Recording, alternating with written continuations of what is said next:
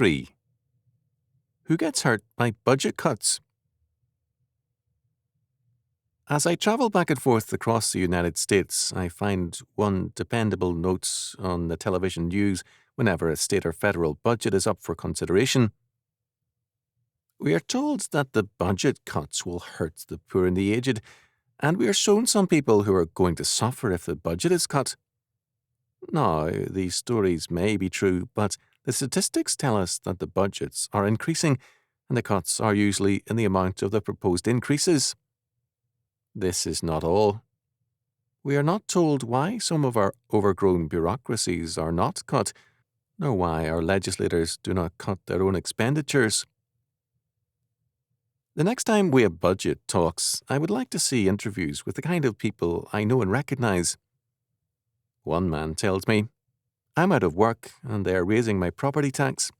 Another says, "I've only had a few days of work in 3 months, but the Internal Revenue Service is claiming I owe them $400 from a year ago, and they may seize my pickup truck."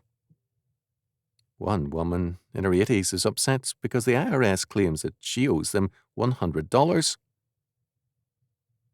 The real news out there is that millions are finding taxation oppressive and confiscatory. The major burden for many is big government. When Proposition 13 was on the California ballot, the argument against it was that police and fire protection would be cut if the measure passed.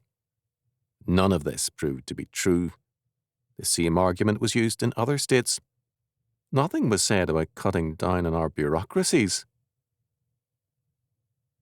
I submit that we're getting the same ploy with respect to budget cuts.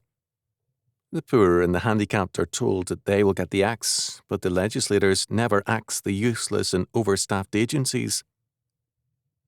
The idea seems to be to lay a guilt trip on everyone who wants lower taxes, to make them feel like hard-hearted Simon Legrees. Is it too much to expect honesty about budgets